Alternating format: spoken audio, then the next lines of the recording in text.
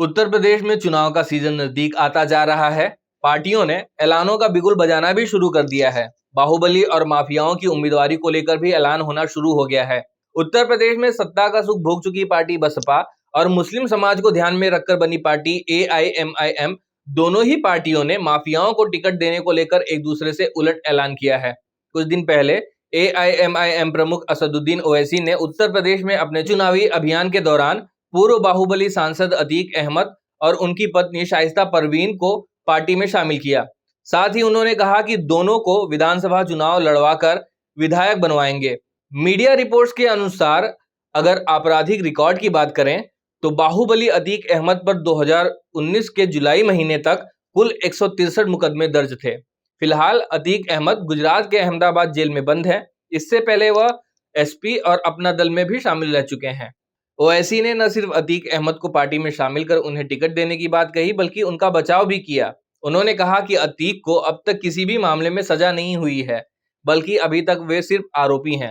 वहीं आज यानी 10 सितंबर को उत्तर प्रदेश की पूर्व मुख्यमंत्री और बसपा सुप्रीमो मायावती ने ऐलान किया कि मऊ से पार्टी के विधायक मुख्तार अंसारी को इस बार टिकट नहीं मिलेगा। 2017 के विधानसभा चुनाव से पहले अखिलेश यादव ने बाहुबली मुख्तार अंसारी को टिकट देने से इनकार कर दिया था, जिसके बाद मायावती की पार्टी ने उन्हें टिकट दिया था। मायावती ने ट्वीट करते हुए कहा कि BSP का आगामी यूपी विधानसभा आम चुनाव में प्रयास होगा कि किसी भी बाहुबली व माफिया आदि को पार्टी से चुनाव न लड़ाया जाए। इसके मद्देनजर ही आजमगढ़ मंडल की मऊ विधानसभा सीट से अब मुख्तार अंसारी का नहीं, बल्कि यूपी के BSP स्टेट अध्यक्ष भीम राजभर के नाम को फाइनल किया गया है।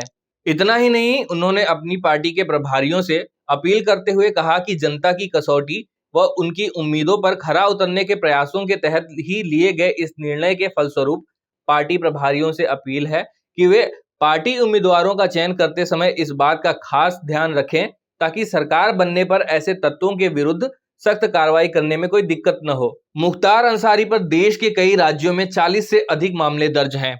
जेल में रहते हुए भी मुख्तार अंसारी का सिक्का पूरे पूर्वांचल में चलता है। जेल में रहते हुए मुख्तार के परिवार व उनके करीबी लोग चुनाव जीत जाते हैं। कहते हैं कि मुख्तार के वर्चस्व के कारण उनके करीबी हमेशा चुनाव जीतते हैं। मुख्तार अंसारी पर भाजपा विधायक कृष्णानंद राय की हत्या का भी आरोप है।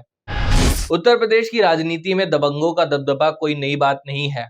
हरिशंकर तिवारी, अतीक अहमद, मुख्तार अंसारी, राजा भैया, अमरमणि त्रिपाठी कुछ ऐसे ही दबंगों के नाम हैं जिनकी अच्छी खासी राजनीतिक पैठ थी और कुछ की तो अभी भी है। राजनीतिक दलों की छांव में ये दबंग अपराध की दुनिया में फले बढ़े। एक दौर ऐसा भी था कि दबंगों को पार्टियां नहीं, दबंग पार्टियां चुनते थे। 1980 के दशक में गोरखपुर के रहने वाले हरिशंकर तिवारी के खिलाफ गोरखपुर जिले में 25 मामले दर्ज किए गए थे। इन मामलों में हत्या करवाना, हत्या की कोशिश, किडनैपिंग, छिनौती, रंगदारी, वसूली, सरकारी काम में बाधा डालने जैसी न जाने कितने ही मामले थे। लेकिन हरिशंकर तिवारी आज तक किसी भी आरोप में दोषी नहीं पाए गए। हरिशंकर तिवारी पूर्वांचल का ऐसा माफिया है जो सत्ता में बने रहने के लिए कभी भी और कहीं भी पाला बदल कर रहता है। पहले कांग्रेस में था, फिर BJP, उसके बाद SP का साथ दिया और अब इनका पूरा कुनबा BSP में है।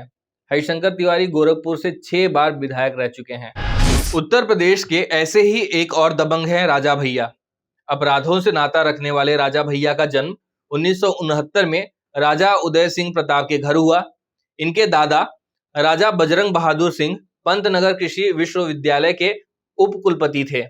बाद में वह हिमाचल प्रदेश के दूसरे गवर्नर बने। राजा भैया ने निर्दलीय उम्मीदवार के रूप में पहली बार 1993 में कुंडा विधानसभा क्षेत्र से जीत हासिल की थी। तब वे मात्र 24 साल के थे। भारतीय संविधान के मुताबिक 25 वर्ष से कम उम्र का कोई भी व्यक्ति लोकसभा और विधानसभा की सीट से चुनाव नहीं लड़ सकता। मीडिया रिपोर्ट्स के अनुसार राजा भैया के खिलाफ कुंडा के साथ ही महेशगंज, प्रयागराज, रायबरेली के ऊंचाहार और राजधानी लखनऊ में हत्या, हत्या का प्रयास, लूट, अपहरण समेत अन्य संगीन धाराओं में 47 मुकदमे दर्ज हैं।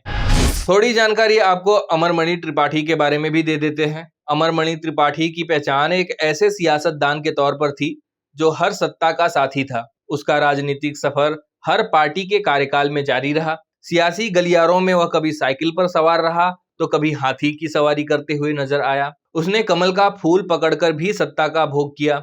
राजनीति में आने से पहले भी अमरमणि त्रिपाठी छोटे मोटे आपराधिक घटनाओं में लिप्त थे, लेकिन यूपी की सक्रिय राजनीति में विधायक और मंत्री बनने के बाद जिस घटनाओं को इन्होंने अंजाम दिया वो देश का सबसे चर्चित मधुस्मिता शुक्ला हत्याकांड है। मधुमिता की हत्या के वक्त अमरमणि त्रिपाठी मायावती की सरकार में कैबिनेट मंत्री थे। मधुमिता केस की जांच यूं तो शुरुआत में लखनऊ पुलिस करती है, लेकिन बाद में इसकी जांच सीबीआई को सौंपी जाती है।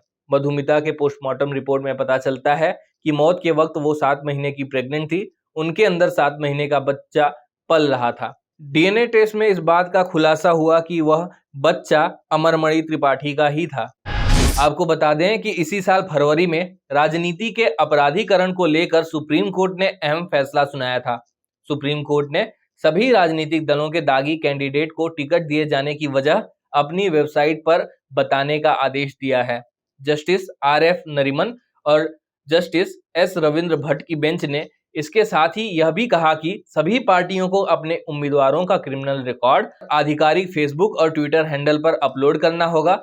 शीर्ष अदालत ने कहा कि अगर इस आदेश का पालन नहीं किया गया तो राजनीतिक दलों के खिलाफ अवमानना की कार्रवाई की जाएगी। फैसला सुनाते हुए सुप्रीम कोर्ट ने सवाल भी किया था कि आखिर राजनीतिक पार्टियों की ऐसी क्या मजबूरी है कि वह आपराधिक पृष्ठभूमि वाले प्रत्याशियों को टिकट देती रही हैं।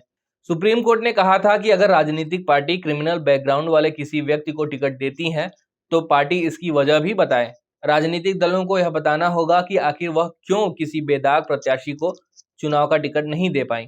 जो काम सरकारें नहीं कर सकी वो काम सुप्रीम कोर्ट ने करने की कोशिश की। सुप्रीम कोर्ट के इस फैसले का असर दागियों को टिकट देने वाले दलों, जिनमें लगभग सभी नेशनल और स्टेट पार्टियां शामिल हैं, उन पर कितना पड़ता है, यह 5 राज्यों में होने वाले आगामी विधानसभा चुनावों के लिए राजनीतिक दलों द्वारा प्रत्याशियों की लिस्ट जारी होने के बाद ही पता चल पाएगा। हम उम्मीद करेंगे कि देश के सर्वोच्च अदालत द्वारा राजनीतिक अपराधीकरण को कम करने के उद्देश्य से दिया गया फैसला कारगर साबित हो और पार्टियों द्वारा जारी उम्मीदवारों की सूची में कम दागी नाम हो। अगर आपको यह हमारा वीडियो पसंद आया तो आप इसे लाइक जरूर करें और शेयर भी करें।